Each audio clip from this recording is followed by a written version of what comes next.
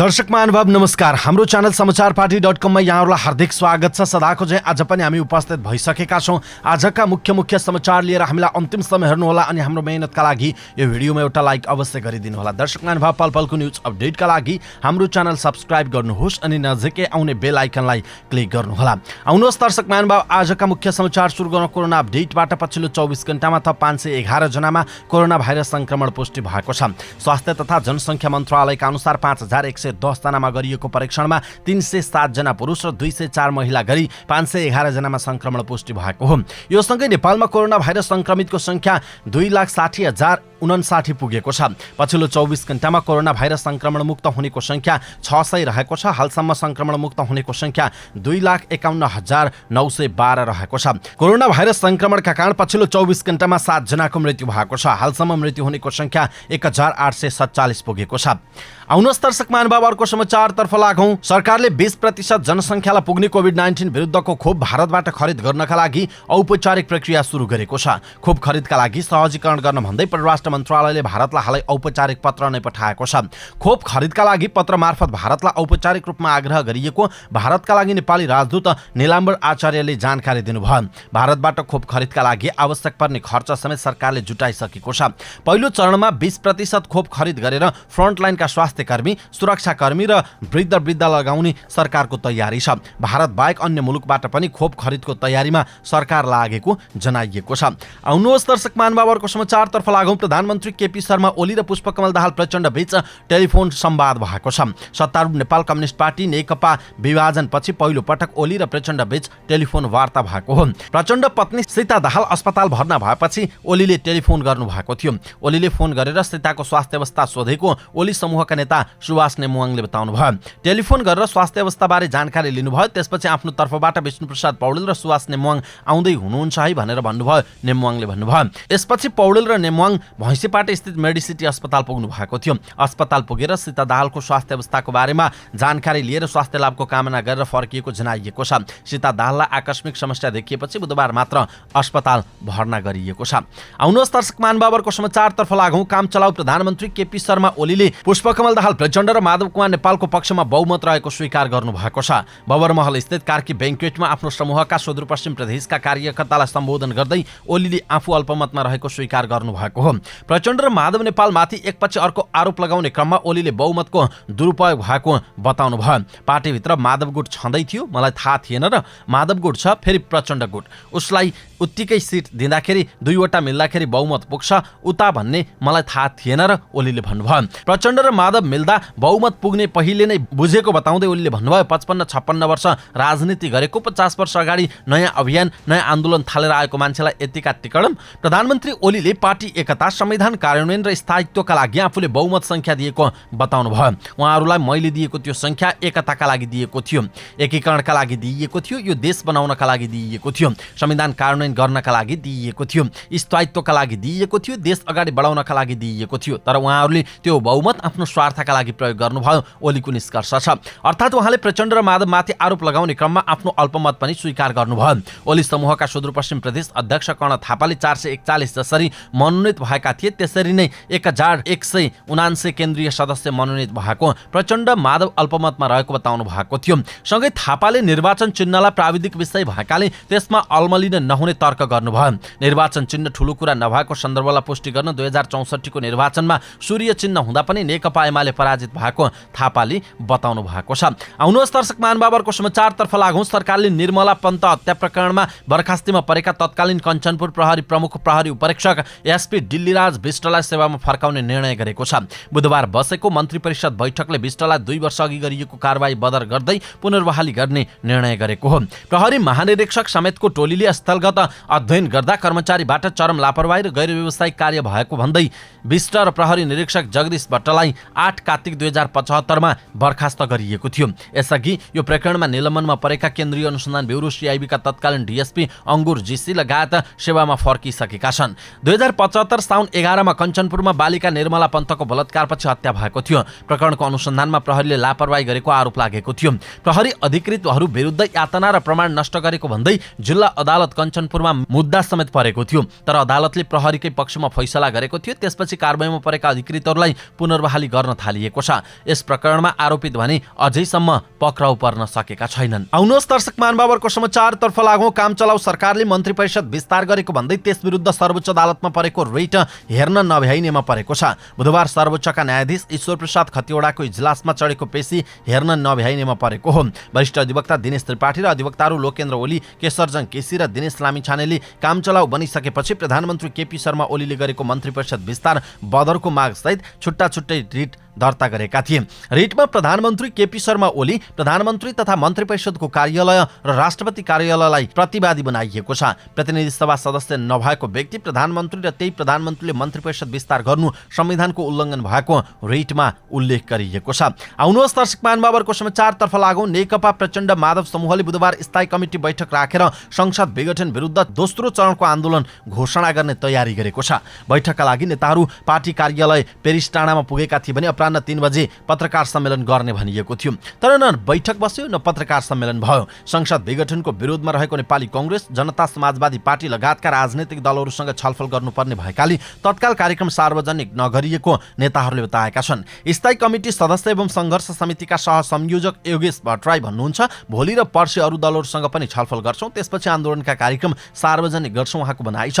संसद विघटनलाई असंवैधानिक भनेको कांग्रेसमा आन्दोलनबारे अलमल देखिएको छ। पार्टी सभापति शेरबहादुर देउवा पक्षले अझै पनि पर्खर हेरेको अवस्थामा देखिन्छ भने वरिष्ठ नेता रामचन्द्र पौडेल पक्षले आन्दोलनमा जोड दिएको छ। आन्दोलन गर्नुपर्छ भन्नेहरूमा पनि कांग्रेस एकल रूपमा जाने कि प्रचण्ड माधव लगायतसँग मिलेर जाने भन्नेमा बहस छ।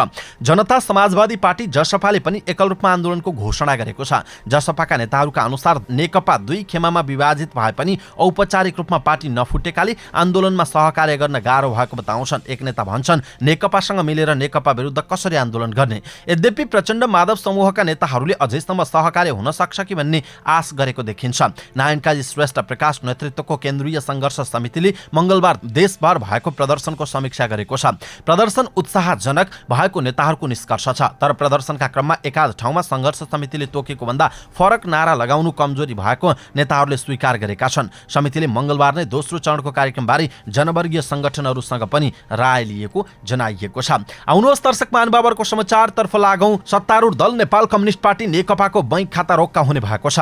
आन्तरिक विवादपछि विभाजनको औपचारिक घोषणा मात्र हुन बाँकी रहेको नेकपाको विवाद समाधान नहुन्जेलसम्म जुन बैंकमा खाता रहेका छन् ती सबै बैंक खाता रोक्का हुने भएको हो। निर्वाचन आयोगको निर्णय नआउन्जेलसम्म दुवै पक्षले खाता सञ्चालन गर्न नपाउने गरी रोक्का हुने राष्ट्र बैंकका एक अधिकारीले जानकारी दिनुभयो। पार्टीभित्र विवाद रहेको र सम्पत्तिमा कसको हक लाग्ने भन्ने यकिन नभएको भन्दै तत्काल खाताहरू रोक्का गर्न पुष्पकमल दाहाल प्रचण्ड र माधव नेपालले हस्ताक्षर गरेर बैंकहरूलाई पत्रचार गरेका थिए। विवाद भएको लिखित पत्र नै आएपछि विवाद समाधान नहुन्जेलसम्म रोक्का गर्ने प्रचलन रहेका कारण अबदेखि उक्त खाता रोक्का हुने ती अधिकारीहरूले बताएका छन्। हामीलाई कार्यालय सकिने बेलामा मात्र जानकारी आयो, सबै बैंकहरूमा लिखित पत्र आएको रहेछ। ती अधिकारीले भन्नुभयो, विवाद भएपछि खाता सञ्चालन हुन सक्दैन, अब निर्वाचन आयोग वा अदालतको निर्णय कोर्नुपर्ने हुन्छ।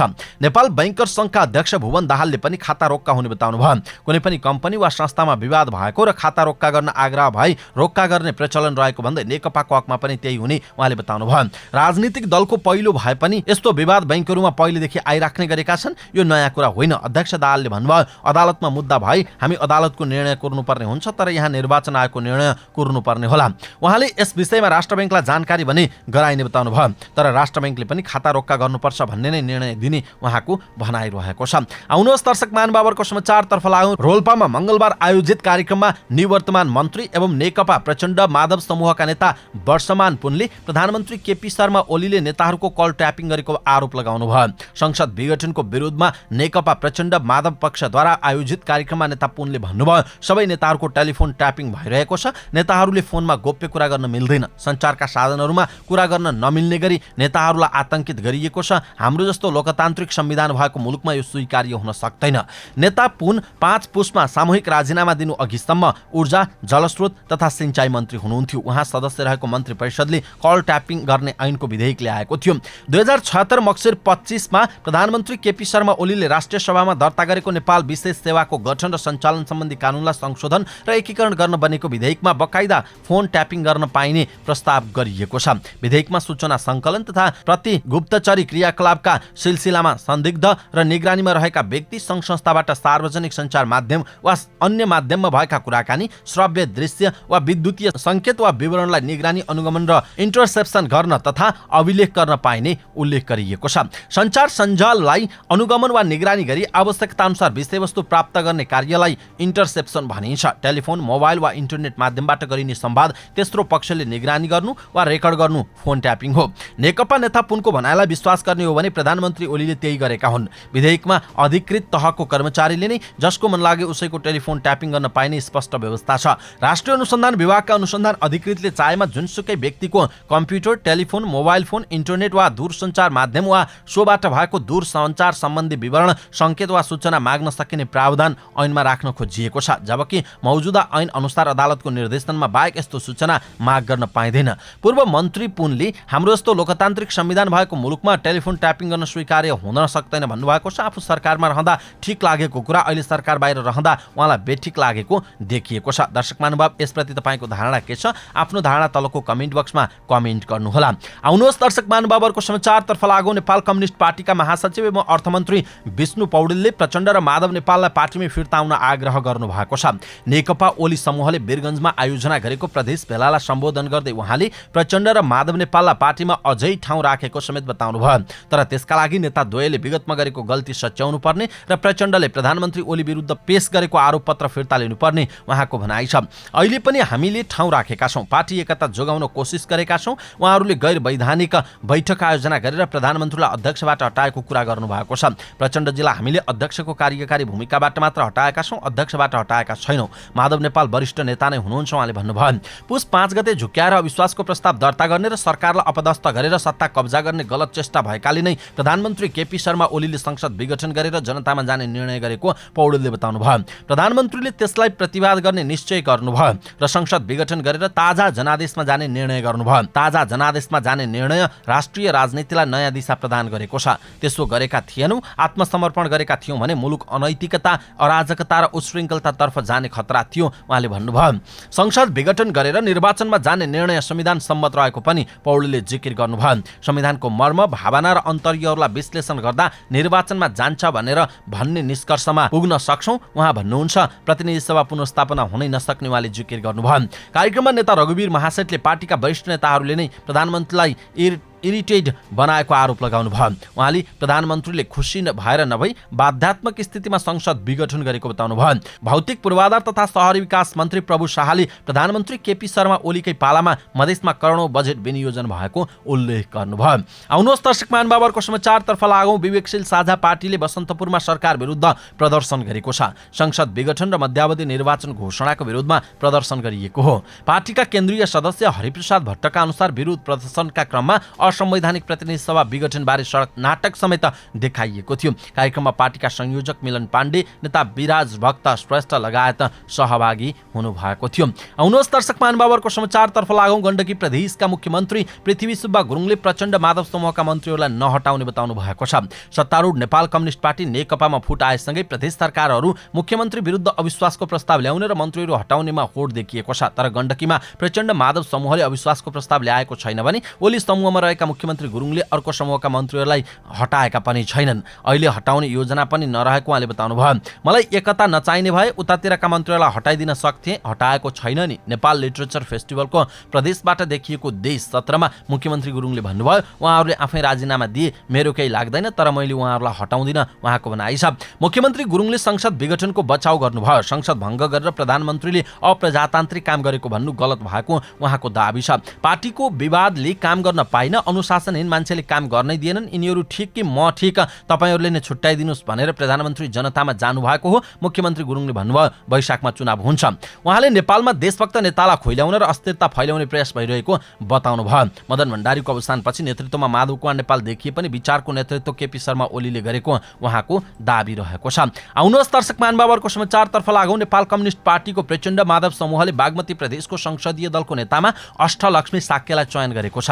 काठमाडौँ स्थित पेरिस टाडामा बसेको प्रचण्ड माधव नेपाल समूहको प्रदेश सांसदको बैठकले मुख्यमन्त्री डोरमणी पौडेलको ठाउँमा साक्यलाई संसदीय दलको नेता चयन गरेको हो। यसअघि यो समूहले बागमती प्रदेश सभामा मुख्यमन्त्री डोरमणी पौडेल विरुद्ध अविश्वास प्रस्ताव दर्ता गर्दै मुख्यमन्त्रीको उम्मेदवारमा साक्यलाई प्रस्ताव गरेको थियो।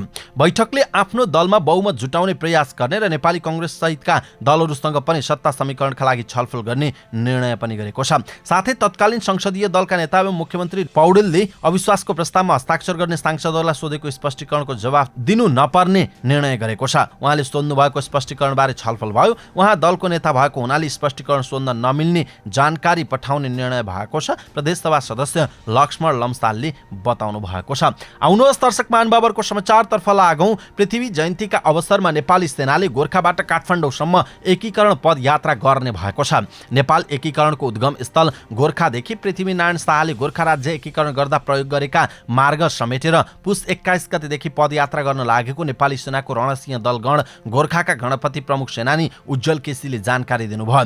गोरखा नगरपालिकाको हनुमान चौताराबाट तत्कालीन राजा पृथ्वीनारायण शाह जन्मिनु भएको गोरखा दरबार हुँदै पदयात्रा सुरु हुन्छ। उहाँले भन्नुभयो, गोरखा दरबारबाट निस्किएर सेनाको टुकडी बोरलाङ घाटमा पुगेर धादिङ स्थित सेनाको देवीदत्त गणलाई झण्डा र टर्च हस्तान्तरण गर्छौं। तत्कालीन राजा पृथ्वीनारायण शाहकालीन पोसाकमा सेनाको टोली पदयात्रामा निस्कने उहाँको भनाइरहेको छ। नेपाल एकीकरण तत्कालीन अभियानलाई दृष्टिगत गरी सुरु गर्न लागि पदयात्रा राष्ट्रिय एकता दिवस तथा पृथ्वी जयन्तीको दिन काठमाडौँ पुग्ने कार्यक्रम तय भएको गणपति केसीले बताउनु भएको छ। आउनुहोस् दर्शक महानुभाव अर्को समाचारतर्फ लागौँ। संवैधानिक परिषद सम्बन्धी अध्यादेश बदर गर्न माग गर्दै पेश भएको रिट सर्वोच्च अदालतमा दर्ता हुने भएको छ। यसअघि सर्वोच्च अदालतको रजिस्ट्रारले उक्त दरपेठ गरिदिएको उक्त रिट बुधबार न्यायाधीश ईश्वर प्रसाद खतिवडाको एकल इजलासले दर्ता गर्न आदेश दिएको हो। मन्त्री परिषदको सिफारिसमा राष्ट्रपतिले मक्सिर 30 गते संवैधानिक परिषद काम कर्तव्य अधिकार र कार्यविधि सम्बन्धी ऐन 2066 संशोधन गर्न अध्यादेश जारी गर्नु भएको थियो। उक्त अध्यादेशले संवैधानिक परिषदको बैठक बस्न र निर्णयहरू गर्न अध्यक्षसहित 3 जना सदस्य भए पुग्ने व्यवस्था गरेको थियो। उक्त अध्यादेश अनुसार मक्सिर 30 गते संवैधानिक परिषदका अध्यक्ष प्रधानमन्त्री केपी शर्मा ओली र सदस्यहरू राष्ट्रिय सभाका अध्यक्ष गणेश तिमिल सिन्हा र प्रधान न्यायाधीश चोलेन्द्र शमशेर जवरा सहभागी बैठकले विभिन्न संवैधानिक परिषदमा नियुक्ति सिफारिस गरेको थियो। उक्त अध्यादेश विरुद्ध अधिवक्ता वीरभद्र जोशीले रिट लिएर सर्वोच्च अदालत जानु भएको थियो, तर उहाँको रिट सर्वोच्चका मुख्य रजिस्ट्रार नृपध्वज निरौलाले दरपेठ गरिदिनु भएको थियो। दरपेठ विरुद्ध अधिवक्ता जोशीले दिएको रिटमा बुधबार सुनवाई भएको हो र उक्त दरपेठ आदेश बदर गर्न आदेश भएको सर्वोच्चका सूचना अधिकारी देवेन्द्र ढकालले जानकारी दिनुभयो। यो आदेशपछि प्रधान न्यायाधीश समेत सहभागी भई बसेको 3 सदस्यीय संवैधानिक परिषदको बैठकमाथि सर्वोच्चले न्यायिक निर्णय दिनुपर्ने जनाइएको छ। आउनुहोस् दर्शक महानुभावहरूको समाचारतर्फ लागौँ। राष्ट्रिय सभाका सदस्यहरूको आज कोरोना भाइरस कोभिड-19 को निशुल्क परीक्षण गरिने भएको छ। राष्ट्रिय सभाको हिउँदे अधिवेशन पुसको 17 गते अपराह्न 4 बजेका लागि आह्वान गरिएको छ। पहिलो बैठकको अघिल्लो दिन बिहिबार सबै सदस्यको कोभिड-19 परीक्षण व्यवस्था मिलाइएको संसद सचिवालयका प्रवक्ता रोजनाथ पाण्डेले जानकारी दिनुभयो। उहाँले भन्नुभयो, हाम्रो आग्रहमा स्वास्थ्य मन्त्रालय एपिडेमियोलोजी तथा रोग नियन्त्रण महाशाखाले परीक्षण गर्न लागेको हो। नेगेटिभ रिपोर्ट भएका सांसदहरूलाई मात्र राष्ट्रिय सभामा प्रवेश गर्न दिइनेछ। साथै राष्ट्रिय सभा अध्यक्ष गणेश प्रसाद तिमिल सिन्हाले स्वास्थ्य सुरक्षा सतर्कता अपनाउन सबै सदस्यहरूलाई अपिल गर्नुभयो। उहाँले भन्नुभयो, माननीय ज्यूहरू जो जिल्लामा जानु भएको छ उहाँहरू सतर्कता अपनाउने, क्वारेन्टाइन बस्ने गरेर आइदिनु पर्यो। साथै प्रतिनिधि सभा नभएकाले विधेयकहरू दुवै सदनबाट पास गरेर ऐन बनिहाल्ने अवस्था छैन, त्यसैले सरकारी बिजनेस नभई अधिवेशन लामो समय नचल्ने उहाँले बताउनु भयो। उहाँले अघि भन्नुभयो, यस्ता विषयहरू जसलाई हाउसमा ल्याउँदा सरकारलाई सहजता हुन्छ, ऐनहरू बन्ने प्रक्रियामा जान्छन् र त्यसको माध्यमबाट जनताका कुराहरू माननीयले राख्न पाउने एउटा अवस्था बन्छ, त्यसतर्फ सरकारले ध्यान दिनेछ भन्ने विश्वास रहेको छ उहाँको भनाइरहेको छ। आउनुहोस् दर्शक महानुभावहरूको समाचारतर्फ लागौँ। यस वर्षको माध्यमिक शिक्षा परीक्षा एसई आगामी जेठमा हुने भएको छ। राष्ट्रिय परीक्षा बोर्डले जेठमा परीक्षा सञ्चालन गर्ने तयारी गरेको हो। बोर्डका अध्यक्ष प्राध्यापक डाक्टर चन्द्रमणि पौडेल 2078 जेठमा परीक्षा सञ्चालन गर्न सकिने बताउनुहुन्छ। विधा कटौती गरेर कक्षा सञ्चालन गर्ने र जेठसम्ममा परीक्षा लिइसक्नु पर्दछ। उहाँले भन्नुभयो, त्यसो नगर्दा शैक्षिक सत्र खेर जान पर्न सक्छ। नोभेल कोरोना भाइरस कोभिड-19 का कारण गत वर्ष एसई सञ्चालन हुन सकेन। त्यो अवस्था दोहोरिन नदिन बेलैमा तयारी तीव्र बनाउनु पर्ने अध्यक्ष पौडेलको भनाइरहेको छ। एसई 2077 मा सहभागी हुनका लागि बोर्डले आह्वान गरेको छ। परीक्षामा सहभागी हुन चाहने विद्यार्थीले 16 पुसदेखि 21 माघसम्ममा फारम भर्नुपर्ने पौडेलले बताउनुभयो। सम्बन्धित विद्यालयले आफ्ना विद्यार्थीको नामथर, जन्ममिति, आमाबुबाको नाम रुजु गरेर माघभित्र रजिस्ट्रेसन शुल्क सहित शिक्षा विकास तथा समन्वय इकाइमा बुझाउनु पर्नेछ। रजिस्ट्रेसन शुल्क प्रति विद्यार्थी 300 रुपैयाँ निर्धारण गरिएको छ। विगतमा साउनमै फारम खोले पनि यसपटक कोभिड-19 महामारीका कारण पुसमा सरेको हो। अवस्था दर्शक महानुभाव, आजका मुख्य समाचार यति नै। हामीले प्रस्तुत गरेका मुख्य समाचारहरूप्रति तपाईँको धारणा के छ? आफ्नो धारणा तलको कमेन्ट बक्समा कमेन्ट गर्नुहोला। हाम्रो मेहनतका लागि यो भिडियोमा एउटा स्थान लाइक अवश्य गरिदिनु होला। दर्शक महानुभाव, पलपलको न्युज अपडेटका लागि हाम्रो च्यानल सब्स्क्राइब गर्नुहोस् अनि नजिकै आउने बेल आइकनलाई क्लिक गर्नुहोला। पलपलको न्युज अपडेटका साथ फेरि हाम्रो भेट हुनेछ। तपाईँ समाचारपाटी.com हेर्दै गर्नुहोस्। नमस्कार, शुभ दिन।